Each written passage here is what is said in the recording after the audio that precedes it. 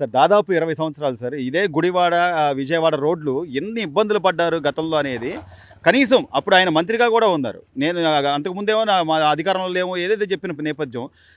ఈ రోడ్ల మీద ఎప్పుడైనా కొడాల నాని గారు తిరిగిన సందర్భం ఉందా? అసలు ఇప్పుడు మళ్ళీ రోడ్లు పడ్డం పట్ల మీ అభిప్రాయం ఏంటి? కొడాల నాని గురించి మనం మాట్లాడుకుంటే సరిపోదు అసలు ఇది. ఆ!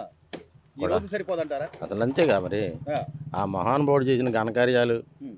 ఆయన చేసిన గొప్పలో హ్మ్. ఈ రోడ్డున మహానుభావుడు పట్టించుకున్నాడా ఏ రోజన్నా? హ్మ్. అతను తిరిగాడు. అవును. అతను కూడా ప్రతిరోజు డైలీ విజయవాడ పోయేవాడు. అవును. కానీ ఈ రోడ్లో కాదు. ఈ రో- పామర్ అదే పామరే మరి. ఆ!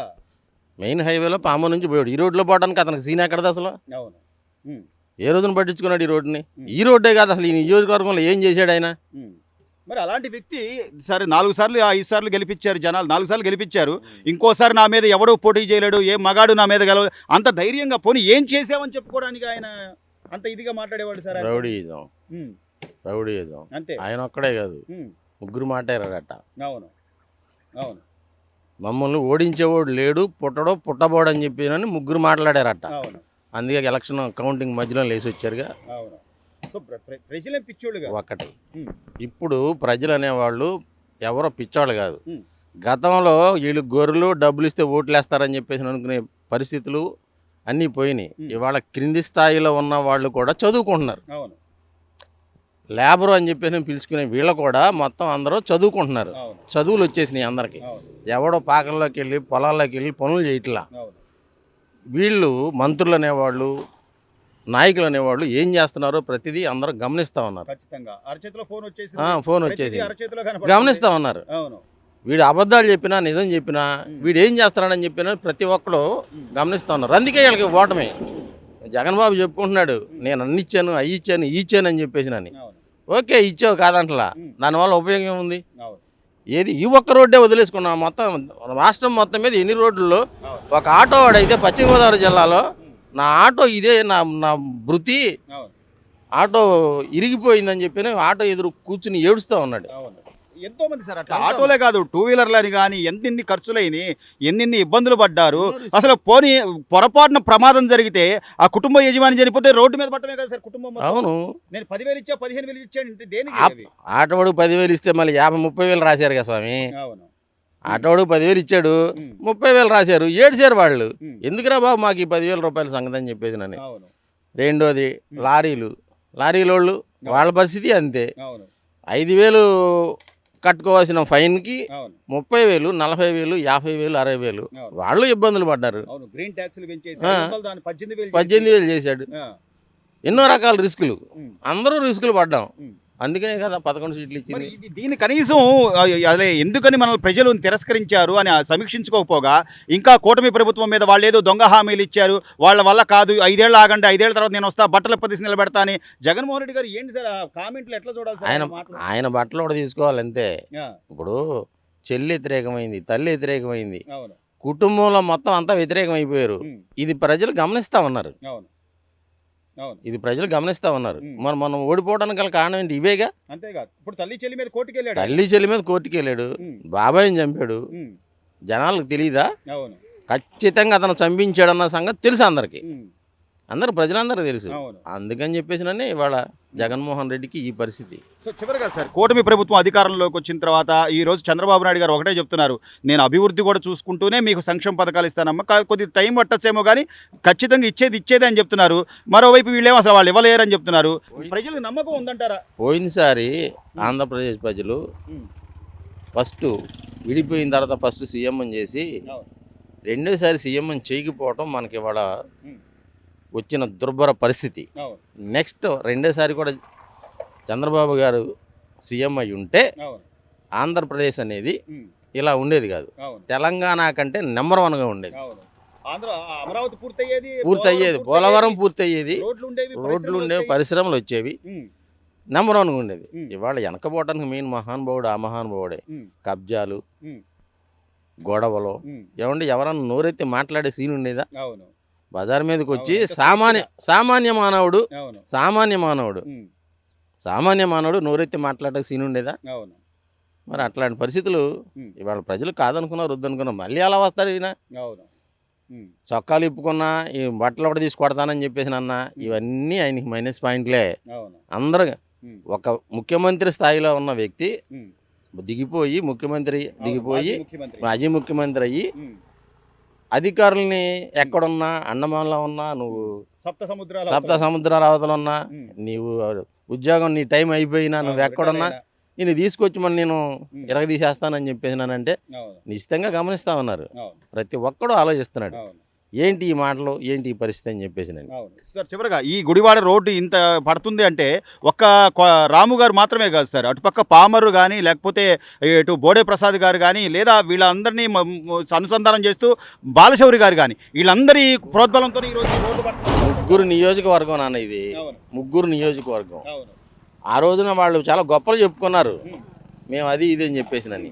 ఏ గొప్పలు చెప్పుకున్నా పనిచేసే ప్రభుత్వం ఇది, పని చేస్తున్నారు, ప్రజలకు కనపడుతుంది. ప్రజలకు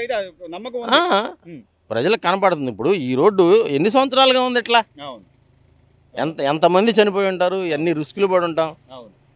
ఇది పనిచేసే ప్రభుత్వం ప్రజలకు కనపడలేదా? రోడ్డు పోస్తున్నారని చెప్పి ప్రజలు అందరూ హర్షిస్తున్నారు, పడుతుంది రోడ్డు అని చెప్పేసి చెప్పారు. నేను ముందు గోతులన్నీ పూడుస్తా, తర్వాత నెమ్మదిగా అన్నీ చేస్తానని చెప్పి. ముందు అసలు ఆ గోతులన్నీ మామూలు గోతులు కాదు ఇవి, ఈ ఊడి కారులో వచ్చిన అసలు ఈ వెహికల్స్ అన్ని చాలా దారుణంగా, చిన్న చిన్న వెహికల్స్ అని. చాలా సంతోషమైన విషయం. కూటమి ప్రభుత్వం అనేది ప్రజలకు ఉపయోగపడుద్ది, చేస్తుంది. చంద్రబాబు నాయుడు గారు మళ్ళీ ముఖ్యమంత్రి ఆయనే కావాలి. మన రాష్ట్రం సుభిక్షంగా ఉండాలంటే ఆయనే రావాలి, ఆయనే ఉండాలి, ముఖ్యమంత్రిగా ఆయనే ఉండాలి. సార్ దాదాపు 10-15 ఏళ్ళుగా ఈ కంకిపాడు నుంచి గుడివాడ వెళ్ళే రోడ్లు అంటే చాలా నరకయాత్ర అనుభవించారు. అప్పట్లో కొడాల నాని గారు ఆయన మంత్రిగా కూడా చేశాడు. 4-5 సార్లు అక్కడ ప్రజలు గెలిపించినా కూడా కనీసం రోడ్లు వేయాలి, ప్రజలు ఇబ్బంది పడుతున్నారు, కనీస అవసరాలు అని ఆలోచించిన దాఖలాలు ఉన్నాయా? ఈరోజు కూటమి ప్రభుత్వం వచ్చిన తర్వాత కొత్తగా మీకు రోడ్లు పడుతున్నాయి, మీ అభిప్రాయం ఏంటి సార్? ఎలా ఉంది? కొద్ది మార్పే ఉంది కనపడుతుంది అంటారా? ఇప్పుడు చంద్రబాబు నాయుడు అంటేనే డెవలప్మెంట్. మరి పథకాలు ఇవ్వట్లేదు, ఏదో దొంగ హామీలు ఇచ్చారు అది అని చెప్పి అనేవాళ్ళు అట్టాగే అంటా ఉంటారండి. ఇక దాని గురించి మనం ఏమి కామెంట్ చేయకూడదు. అవును, ప్రజలకి ఇలాంటివి కదా సార్ శాశ్వతంగా, మరి అదే కదా కావాల్సింది. ఇంతకుముందు ఈ రోడ్లలో ప్రమాదాలు, రోడ్డు ప్రమాదాలు అని కానీ ఇబ్బందులు పడలేదా సార్ మీరు? బాగా మామూలుగా కదా అసలు ఈ రోడ్డు మానేసి మేము అటు పామర్ మీదగా వెళ్తున్నాం. ఇవాళ ఏదో గుడివాడలో పని ఉందని చెప్పి ఇటు వెళ్ళటం, లేకపోతే ప్రాపర్ అయితే గుడ్లవల్లి. అవును. మీరు కాదు సార్, అసలు కనీసం ఒక మంత్రిగా చేసిన కొడాల నాని గారైనా ఏనాడైనా ఈ రోడ్ల మీదగా వచ్చిన దాఖలాలు ఉన్నాయి? వాళ్ళు ఎందుకు వస్తారండి? ఈ రోడ్లు పడుతున్నాయి, సంతోషమేనంటారా? సంతోషమే కదండి, మరి రోడ్లు పడితే బాగా మంచిదే కదా. రోడ్లు పడటం వల్ల అభివృద్ధి జరుగుద్ది, వ్యాపారాలు పెరుగుతాయి, ఒక రవాణా రంగం పెరుగుద్ది. ఇది కదా మనకు కావాలి. అంతేగాని నేను 10,000 ఇచ్చా 15,000 ఇచ్చా అంటే సరిపోతుందా సార్? అది ఇది కూడా అందరికీ ఇవ్వలేదుగా, కొంతమందికే కదా. అవును, ప్రజలు అందుకే ఆలోచన చేశారంటారా ఓట్లు? అంతేగా. మరి కొంచెం అయితే మార్పు ఉందా సార్? మార్పు చాలా ఉంది. ఈ రోడ్లు వేయడం కానీ, అభివృద్ధి అని కానీ, అటు పరిశ్రమలు తెస్తానని కానీ చంద్రబాబు నాయుడు గారు నమ్మచ్చు అంటారా?